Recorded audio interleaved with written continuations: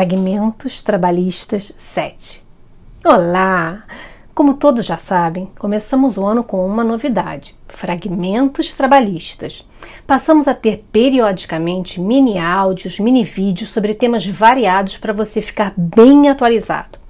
Então vamos para o nosso 7º fragmento. E vamos então falar de ônus da prova, tema vencedor nas enquetes, escolhido pelos alunos e pelos seguidores. A reforma trabalhista alterou a seção 9 do capítulo 2 do título 5, do título 10, que cuida do tema prova, que é, dentre os assuntos da dogmática processual, o que mais atinge e necessita de outras fontes de conhecimento para sua efetiva compreensão. É necessário, sim, passear pela filosofia, pelo direito material, pelo direito constitucional, etc, etc. E prova vem do latim probus, que significa bom, correto, verdadeiro. Provar é, portanto, demonstrar que uma alegação é boa, correta e, por conseguinte, condizente com a verdade. Ou seja, através da prova, busca-se demonstrar a verdade dos fatos em que se funda o pedido ou a defesa e influir eficazmente na convicção do juiz. Artigo 396 do CPC de 2015.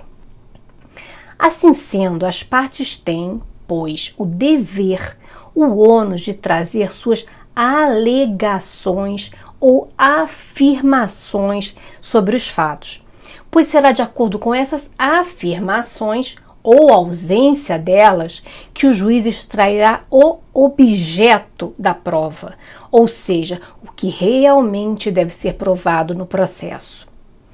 Assim, somente carecerão de prova os fatos controvertidos, afirmados por uma parte e negados pela outra, e relevantes para o deslinde da controvérsia. Os fatos notórios, os fatos afirmados por uma parte, confessados pela parte contrária, os admitidos no processo como incontroversos e aqueles em cujo favor milita presunção legal de existência ou veracidade não necessitarão ser provados. Artigo 374 do CPC de 2015. E será de acordo com essa controvérsia e relevância fática que haverá o encargo atribuído às partes de demonstrar a ocorrência dos fatos do seu próprio interesse. Trata-se, pois, do ônus da prova, ou seja, tarefa atribuída a uma das partes cujo exercício poderá lhe trazer uma situação de vantagem. O ônus da prova, nesse aspecto, a quem incumbe o objeto da prova, estabelece quem sucumbirá caso a prova produzida nos autos seja insuficiente ao convencimento do magistrado. Como já nos ensinava Buzaide, o problema do ônus da prova tem duas faces, e isso é muito importante compreender. Uma face é voltada para os litigantes, indagando-se qual deles há de suportar o risco da prova frustrada. É o aspecto subjetivo do ônus da prova. A outra face é voltada para o magistrado, concedendo uma regra de julgamento. É o aspecto objetivo do ônus da prova. A primeira face, voltada para as partes, o ônus subjetivo, constitui uma sanção à inércia ou à atividade infrutuosa da parte. A segunda face, ao contrário, é um imperativo de ordem jurídica, que não permite que o juiz se abstenha de julgar a pretexto de serem incertos os fatos, porque não foram comprovados satisfatoriamente. Assim, como nos ensinava Barbosa Moreira, o juiz só tem de se preocupar com as regras legais de ônus da prova por ocasião da sentença. Dizia ele, abre aspas, vou ler. Aí então Verificando que determinado fato não foi provado, ele terá de imputar a alguém as consequências desfavoráveis da falta da prova daquele fato. Eis aí para que servem as regras sobre distribuição do ônus da prova. Fecha aspas. E aí leio também para vocês as precisas palavras do meu ilustre colega professor Felipe Bernardes. Diz ele, abre aspas, na verdade, ou determinado fato é provado ou não é. Não sendo suficiente a prova produzida, o juiz deverá julgar de acordo com a distribuição do ônus da prova, artigos 818 da CLT e 373 do CPC, ou mediante valoração subjetiva da prova que foi apresentada, sistema do livre convencimento ou persuasão racional. Isso pode acontecer, por exemplo, quando as duas testemunhas inquiridas prestam declarações diametralmente opostas sobre o mesmo fato e a divergência não é solucionada por meio de acareação. Fecha aspas. Perfeito. Na redação original da CLT, a prova das alegações incumbiria a parte que as fizesse, havendo interpretações dos doutrinadores clássicos no sentido de que tal dicção bastaria e seria diferente da disposição estatuída pelo CPC de 1973, em razão não só da simplicidade do processo do trabalho, como também pela inexistência de lacuna a teor do 769, artigo 769 da CLT. Contudo, prevaleceu tanto na prática quanto na jurisprudência a aplicação subsidiária do CPC de incumbir ao autor a prova do fato constitutivo do seu direito e ao réu a prova do fato impeditivo, modificativo ou extintivo do direito do autor. Assim, por exemplo, ao reclamante incumbiria a comprovação do trabalho extraordinário, fato constitutivo. A reclamada incumbiria a prova dos fatos obstativos. Por exemplo, trabalho externo ou de confiança, fato impeditivo. Existência de acordo de compensação, fato modificativo. Ou o efetivo pagamento, fato extintivo do direito do autor. Com a reforma trabalhista, a CLT passou a possuir enquadramento idêntico ao CPC no que diz respeito a essa regra geral do ônus probatório, colocando então uma pá de cal na discussão doutrinária relativa à aplicação ou não do CPC de forma supletiva. Foram acrescentados os incisos 1 e 2 ao caput do artigo 818 da CLT. Mas a legislação reformista foi além, trazendo também as inovações trazidas pelo CPC de 2015 quanto ao ônus dinâmico da prova.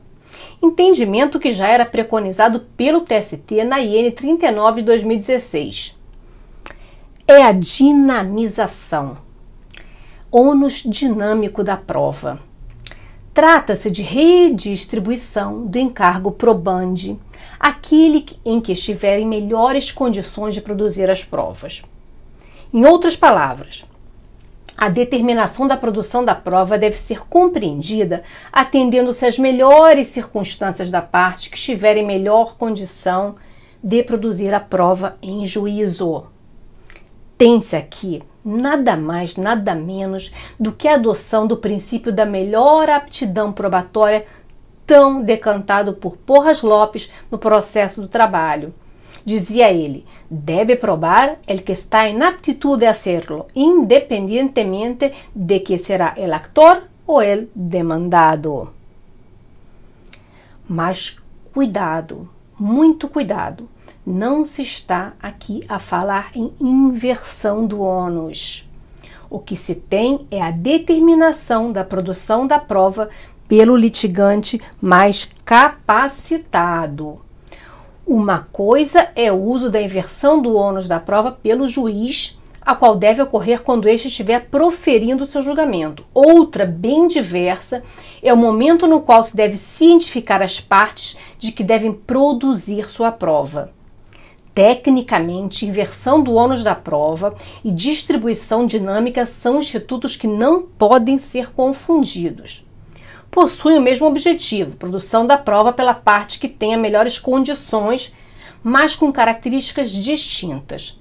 Somente pode-se falar em inversão do ônus da prova quando esse já está previamente delimitado pela lei, regra geral, sendo que na distribuição dinâmica o ônus é fixado pelo juiz. Pontuam Marinoni e Mitidiero. Não há que se falar em inversão do ônus da prova com a dinamização. Só se pode inverter o que está vertido, vale dizer, aquilo que já está estabelecido. A dinamização do ônus da prova ocorre mediante declaração judicial. A inversão, mediante constituição, porque há a alteração de algo já instituído. É impróprio falar, portanto, em inversão do ônus da prova a propósito da dinamização. Fecha aspas. A reforma trabalhista positivou, pois, o instituto do ônus da prova dinâmica. Assim, excepcionando a regra geral do ônus da prova inscrita no atual caput do artigo 818 da CLT, o parágrafo 1º autoriza o juiz a distribuir o ônus da prova de modo diverso. Em quais situações? Nos casos previstos em lei, ou em face de peculiaridade do caso concreto relacionada à impossibilidade ou à excessiva dificuldade de cumprir o encargo nos termos do referido parágrafo, ou ainda quando houver maior facilidade na obtenção da prova do fato contrário. Vejam que tal conduta é faculdade do juiz, que além de necessariamente ter que fundamentar sua decisão, deverá conceder à parte a oportunidade de desincumbir-se do encargo que lhe foi atribuído. De fato, já verificamos isso, seja no plano constitucional, seja no plano infraconstitucional, há a exigência de motivação de todas as decisões judiciais sob pena de nulidade, artigo 489 do CPC de 2015. E, além de fundamentada, a decisão referida no parágrafo 1º deverá ser proferida antes da abertura da instrução. Retifico, antes do início da produção da prova oral. Aqui, abro um parênteses, porque é um erro comum achar que, abre aspas, a abertura da instrução ocorre na audiência trabalhista com a colheita da prova oral. Não. A abertura da instrução enquanto fase instrutória inicia-se, na verdade, quando são juntadas as provas documentais, junto com os articulados, seja com a petição inicial, seja com a defesa. Fecha parênteses. Então, essa decisão, além de fundamentada, deverá ser proferida antes do início da produção da prova oral.